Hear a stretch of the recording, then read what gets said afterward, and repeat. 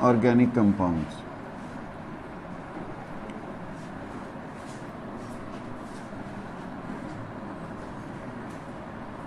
कि organic compounds कैसे हासिल किए जाते हैं या इनके ज़राए क्या हैं। अब ऑर्गेनिक कंपाउंड्स जो हैं बेटे, मेजरली जो एक पुराना कंसेप्ट भी था कि they are obtained from animals and plants, पौधों और जानवरों से हासिल किए जाते हैं। अब पौधों से ये किस सूरत में हासिल किए जाते हैं? प्रोटीन्स की सूरत में और फैट्स की सूरत में। प्रोटीन्स की सूरत में गोश्त खाते हैं हम इनका, अंडे बेटे, तो ये प्रोटीन्स ही हैं।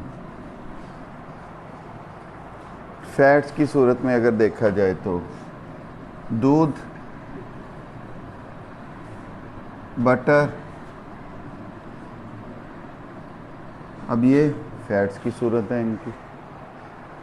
जबकि जो पौधे जो हैं वो ऑर्गेनिक कंपाउंड्स प्रोवाइड करते हैं हमें। आपको पता है कि फोटोसिंथेसिस करते हैं, कार्बोहाइड्रेट्स बनाते हैं, ग्लूकोज बनता है ना, ग्लूकोज आपस में मिलके बड़े मॉलिक्यूल बना देते हैं। कार्बोहाइड्रेट्स की सूरत में ये गंदम हमारी क्या है, कार्बोहाइड्रेट हैं। पोटैटोज़ क्या हैं, वो कार्बोहाइड्रेट्स हैं। अच्छा जी, प्रोटीन्स की सूरत में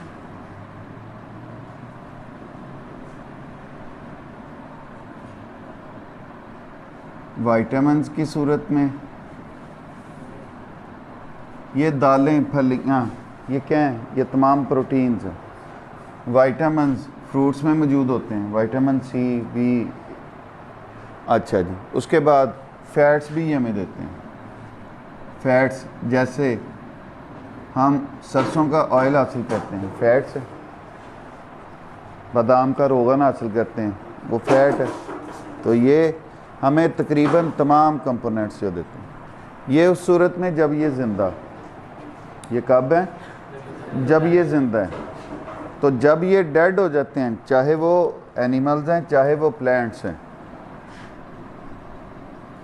ख़ास तौर पे डेड प्लांट्स,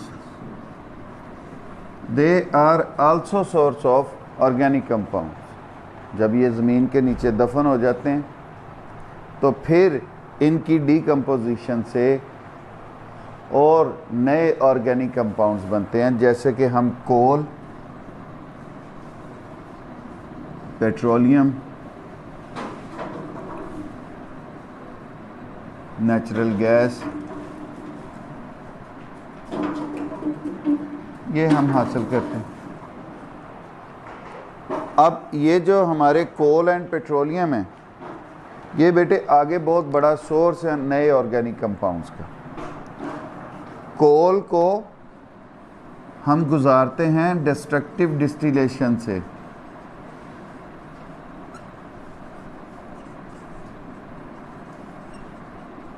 तो ये हमें बहुत बड़ी तादाद में नए ऑर्गेनिक कंपाउंड्स देता है। हम असल में ये मिक्सचर है। डिस्ट्रक्टिव डिस्टिलेशन से क्या होता है, हम उनके कंपोनेंट्स जो हैं वो अलहदा करते चले जाते हैं। जो उसको बनाने वाले, इस मिक्सचर को बनाने वाले कंपाउंड्स हैं, हम वो अलहदा करते चले जाते हैं। तो वो हमारे पास और ऑर्गेनिक कंपाउंड। इसी तरह ये जो पेट्रोलियम है, इसकी हम फ्रैक्शनल डिस्टिलेशन से इसमें से बहुत सारे ऑर्गेनिक कंपाउंड्स जो हैं वो हासिल करते हैं, जैसे ether, kerosene, jet fuel oil, इस तरह का। यही हमारा हाई ऑक्टेन ऑयल, ये जो हम गाड़ियों में अपनी इस्तेमाल करते हैं, पेट्रोल। अच्छा जी, अब कोल को देखते हैं सबसे पहले कि कोल कैसे।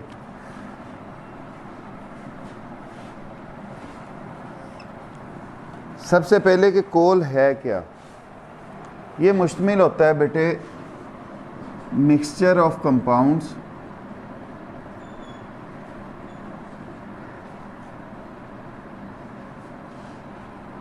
Of carbon, hydrogen and oxygen. इसके अलावा इसमें बाकी भी दूसरे पाए जाते हैं elements, small amounts of nitrogen and sulphur compound, उनकी भी कुछ मिकदार पाई जाती है। Compounds of sulphur and nitrogen. अब ये बनता कैसे? It is formed by the process of carbonisation. किस प्रोसेस के ज़रिए? कार्बोनाइजेशन है क्या? Conversion of wood into coal, conversion of wood into coal, that is called carbonisation. लेकिन ये अंडर हाई प्रेशर होता है प्रोसेस। कब होता है?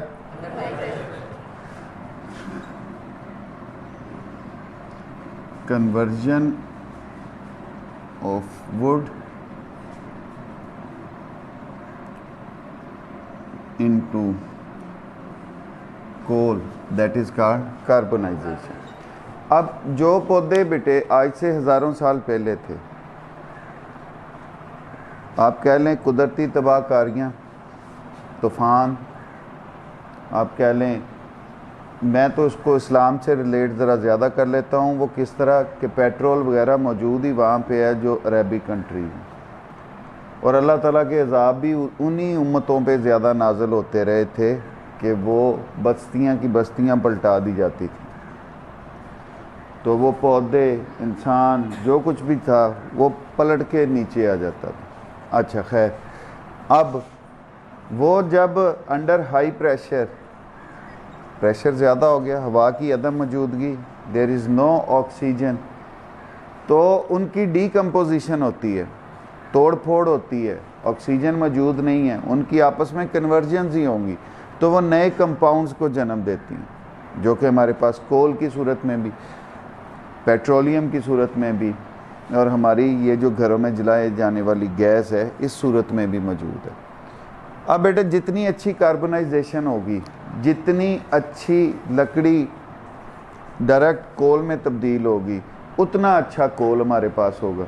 मतलब कोल जो है, इसकी अच्छाई का पैमाना जो है अमाउंट ऑफ कार्बन है। Higher the amount of carbon better will be the coal भी वो उतना अच्छा होगा। अब इसी की बुनियाद पे, कोल कार्बन की बुनियाद पे, हम कोल को 4 कैटेगरीज में डिवाइड करते हैं। वो कौन सी हैं जी? पीट, lignite, bituminous and anthracite.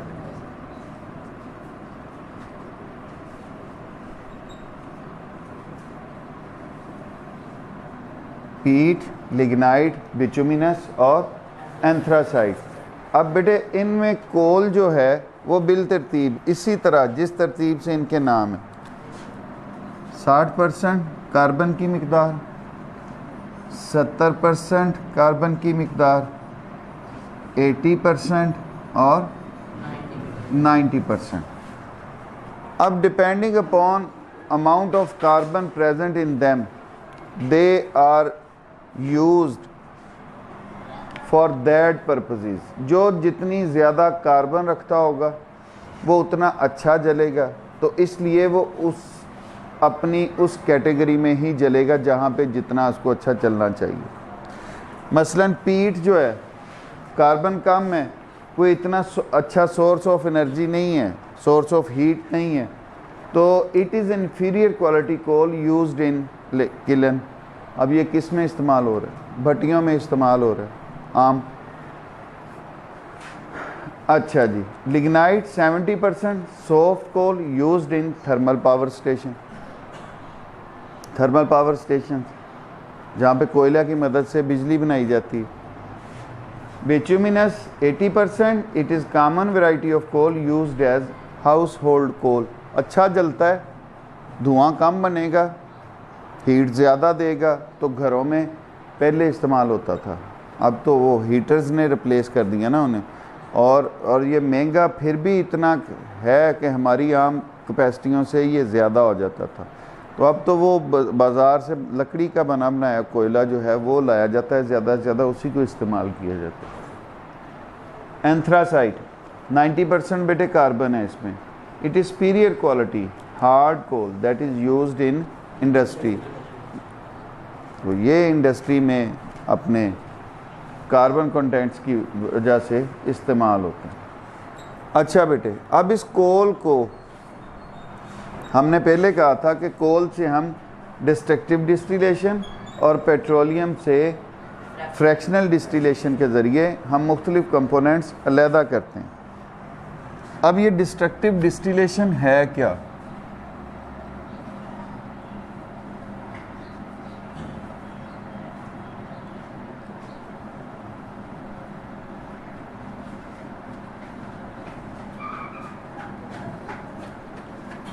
Strong heating of coal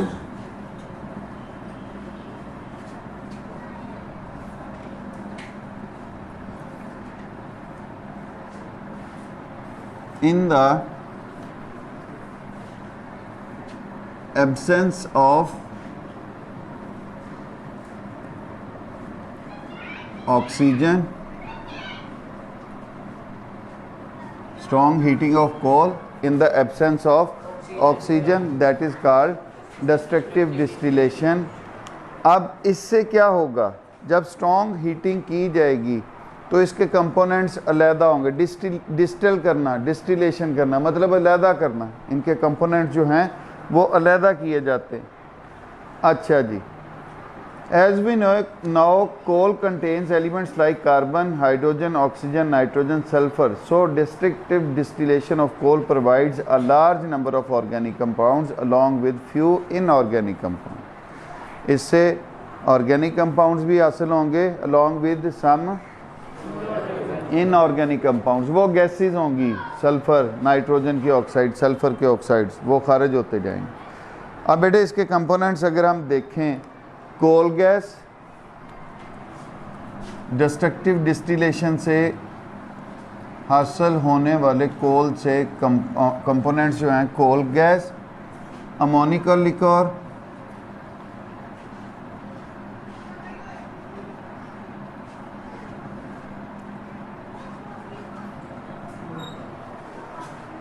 कोल तार,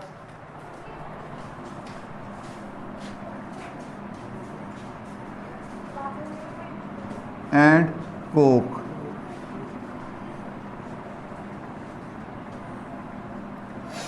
कोल gas, ammoniacal liquor, coal tar और Coke.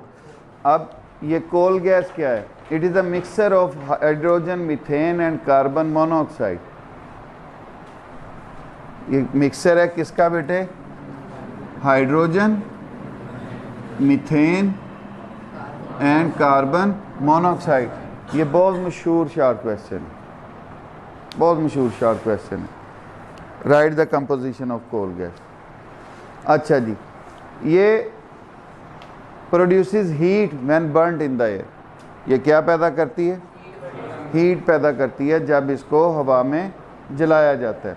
It is mainly used as a fuel in the industry. It also used to provide an inert or reducing atmosphere in various metallurgical processes। किसके तौर पर बेटे ये इस्तेमाल होती है? रिड्यूसिंग एजेंट के तौर पर मेटलर्जी जहाँ पे मेटल्स एक्सट्रैक्ट की जाती हैं। अच्छा जी, अमोनिकल लिक्योर। अमोनिकल लिक्योर जो है solution of ammonia gas in water. ये क्या होता है? Solution of ammonia gas in water। Ammoniacal से नाम से पता चल रहा है उसके। अच्छा जी, it is used to prepare nitrogenous fertilisers. चूँकि इसमें नाइट्रोजन ज़्यादा मौजूद है, तो इसलिए ये नाइट्रोजन जीनस फर्टिलाइज़र बनाने के लिए। For example it is treated with sulphuric acid, it produces ammonium sulphate. Ammonium sulphate बजाते खुद एक फर्टिलाइज़र के तौर पर इस्तेमाल हो। कोल तार, thick black liquid, it is a mixture of more than 200 different organic compounds mostly aromatic. ये कैसा होता है? Thick black.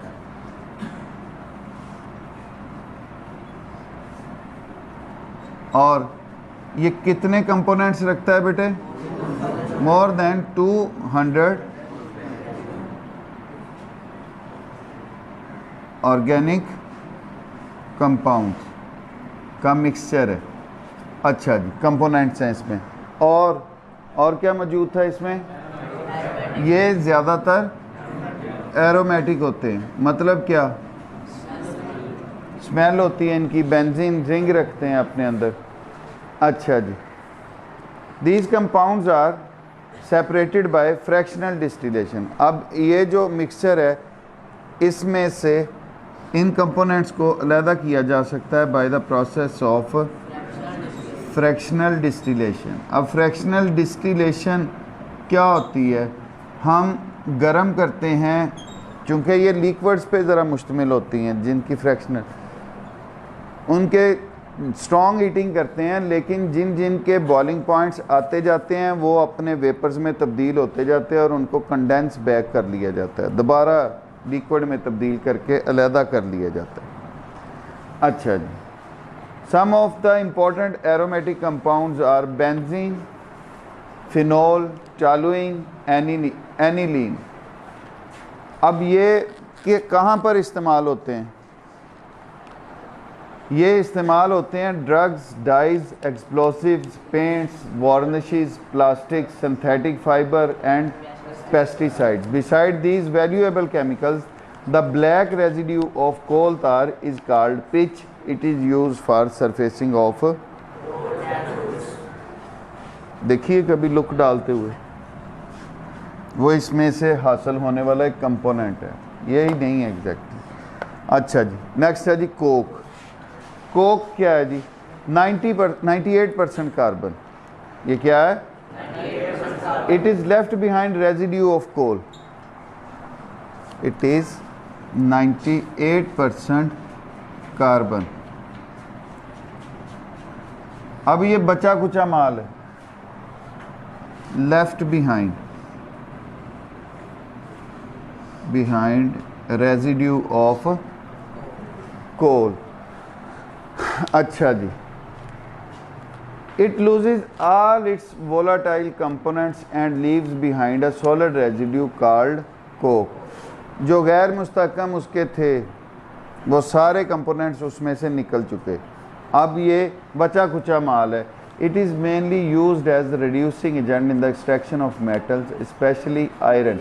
It is also used as fuel. किसके तौर पर? फ्यूल के तौर पर भी इस्तेमाल है।